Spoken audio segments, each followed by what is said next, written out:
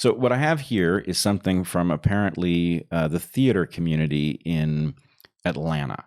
And here, dear white American theater, we come together as a community of Black, Indigenous, and people of color, so BIPOC. That's one of the new acronyms. The new acronym. Yep. Theater makers in the legacy of August Wilson's The Ground on Which I Stand, to let you know exactly what ground we stand on in the wake of the nation's civic unrest.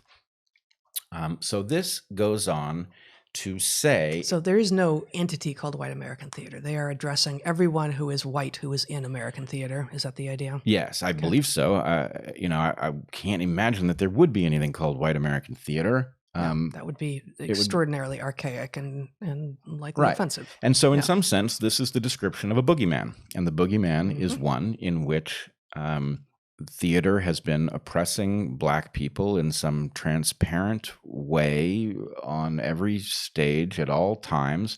And this is the claim that it has been seen, which is effectively very close to an empirical claim, right? This is not an allegation. This is a description. It's an eyewitness account of something that can't possibly be happening. But anyway, my point here isn't about theater, and it's not about Atlanta. It's about the fact that you wouldn't know this was happening, except that if you tune in to this little world of Atlanta theater, you discover, oh my goodness, the coup is happening, right? And we heard from a lot of people in theater after Evergreen blew up. Your inbox blew up, thousands and thousands of emails, and I went through many of them. And there were a tremendous number of people writing in from theater. Now, what are the chances that people who go into theater are particularly racist or bigoted or unwilling to investigate other narratives about what might be going on? Right. No. This is what art is. This is what art is for, is precisely about engaging with different perspectives, different ways of living, different historical periods, different places, different ideologies, different demographics, all of this. This is what we need narrative for, and theater is a particularly wonderful way of engaging it. I mean, you and I both enjoy live theater quite a lot. We've been taking our children to live theater multiple times a year for years now, and we've been hearing a little bit from people we actually know in a couple of these theater companies, but much more so from a number of anonymous, people who we don't know, but who came to us with their stories.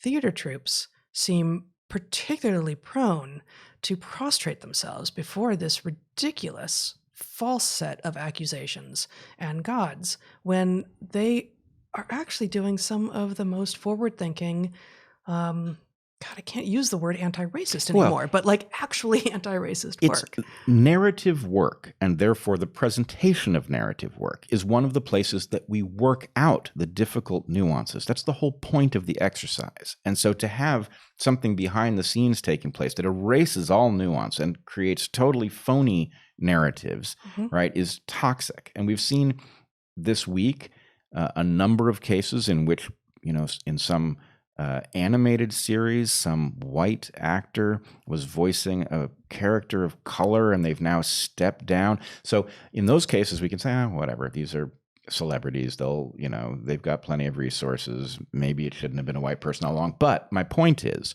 this is now a threat. The point is, this is a threat going forward, right? Every time you have a job opening, you have to bend over backwards to make sure that the accusation that you've done anything other than prioritize the voices of people that, have demographic markers that you can spot.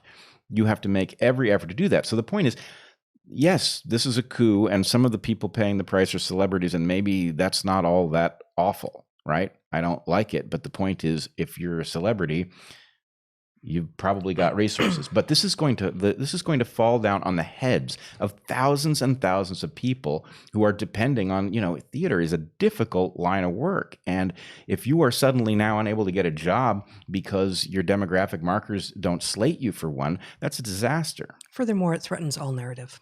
It threatens all of our ability to hear stories that don't sound like what we expect. The idea, I don't have an example from this week, But over the last few years, we've heard these many stories of, okay, so I think it was Janine Cummings is her name, who wrote American Dirt. She has maybe a Puerto Rican grandmother. I may be getting some of the descriptions wrong. I didn't know we were going to be talking about this. But her book tour was canceled, and her book almost canceled, on the basis that how dare she write a book about a middle-class Mexican woman and her son running from the narcos through Mexico and ultimately escaping to the U.S. Because she is not herself Mexican-American, nor has she herself escaped from the narcos, she had no right to write this. That publisher was obliged, apparently, to find instead someone who wished to write a novel who already lived that life. Well, this is misunderstanding, everything. But, what is fiction, for one thing? But also, if we are really in this landscape where you cannot write from the perspective of someone else, we are being asked to forego all that is best about humanity. I am not allowed to imagine myself into your brain because, let's see, you're male and you're Jewish. And, so many other things that make you different from me. If we take that to its most obvious extreme, none of us can possibly imagine the experience of anyone else, and therefore we are forbidden from writing fiction, full stop. It is the death of fiction, is the death of narrative. We can only write from, and this is what they say with regard to lived experience. The best form of knowledge, the only legitimate form of knowledge I've even heard, is lived experience. And that's the end of science. That's the end of hypothetical deductionism. That's the end of analysis. But it's also, we've said that many times, it's also the end of fiction and narrative. We're just doomed across the board. It's the end of empathy. And I would point out an example that just pops to mind. And if I'd known we were headed here, I would have looked up the actor's name. But the movie Life is Beautiful, I think was its name, about a Jewish father who tries to make life for his son bearable in, I believe it's Auschwitz.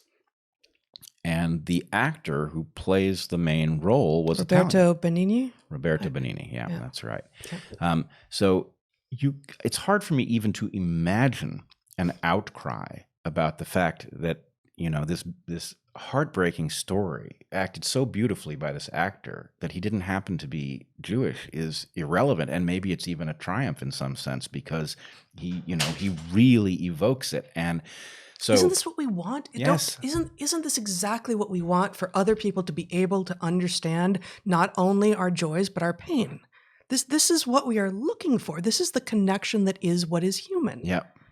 And we are being told, how dare you try to understand me? You cannot, you shall not, you will not, we will threaten you until you fall into line with all of these other things. But do not dare try to imagine that you can report on what it is to be me. Okay, now add a dash of Orwell. Okay. Hey, Zach, can you bring up the other... Town Hall for Racial Reckoning. Our community is experiencing a reckoning. The global effects of the pandemic and now the civil unrest in our communities are highlighting the disparities between white lives and the lives of people of color, especially Black people. A seismic shifting of the status quo is threatening to rock the foundation upon which so many theaters in this community have built their legacies. When we are able to make theater again, we cannot return to, quote, business as usual, end quote. We cannot return to theater companies that will not acknowledge and respect the voices of the BIPOC community. In an effort to make sure those voices are heard, the Coalition for Racial Equity in Atlanta Theater, CREAT, and Inclusion, Diversity, Equity in the Arts Atlanta, IDEA Atlanta, have partnered to host a 3-night virtual town hall. Okay, so can you scroll up? Okay, you can sign up to attend. Here's a list of the theaters that are going to participate.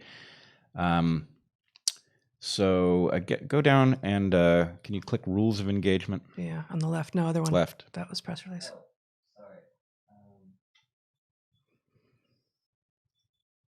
There we go. Rules of Engagement. Now, the basic idea in these rules of engagement, I will spare you all of the detail, but the basic rules are certain people are empowered to speak about the horrors in the Atlanta theater community. Scroll up just a little bit, Zach. So stop. We ask that all speakers speak only to their own personal experience. It may cause further trauma to speak of someone else's experience if they are not yet ready. The administrators are told they will not be given an opportunity to speak, and they are instructed that they must have their cameras on at all times. Okay? They are not allowed to turn off their cameras. So they are going to sit and they are going to listen to stories of lived experience. They will not be empowered to respond in any way, and they must do so with the cameras on so that their expressions will be constantly available. For all who attend as witnesses, a witness is a BIPOC or ally theater maker who wishes to be present and support. We ask that you remain respectful throughout the evening. Fair enough. Please try and limit extraneous movement during the process, e.g. driving or washing dishes.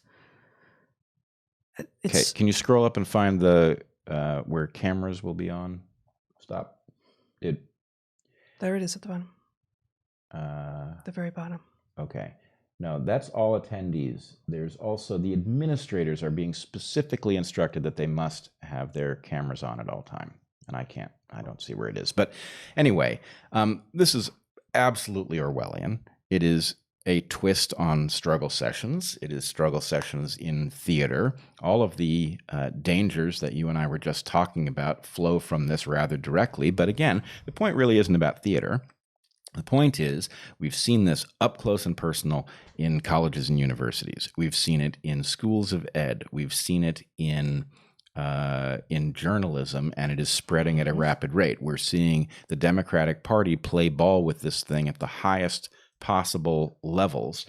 And what is the natural remedy? So my point would be, look, you've got natural remedies. This is completely insane. People are being fired for things that they never did. They're being fired for completely symbolic reasons. That's not actually legally acceptable, right? But you would have to go to a court to establish that you had been harmed. This is also going to be in every single court, right? So it is getting harder to imagine that a white plaintiff could prevail in such a case if the juries and judges are sensitive to the fact that they may be next to be portrayed as somehow white supremacist. So this is an Orwellian nightmare. All of the natural remedies. If the court fails, what's supposed to protect you? Well, journalism. The fact of the court having failed might be reported, and people might say, oh my goodness, what's going on in the court system? How did it get so broken? Well, that's going to be gone too. There's no remedy left. And that is a truly frightening fact. We are watching a horizontal revolution, and frankly, I don't know where it isn't.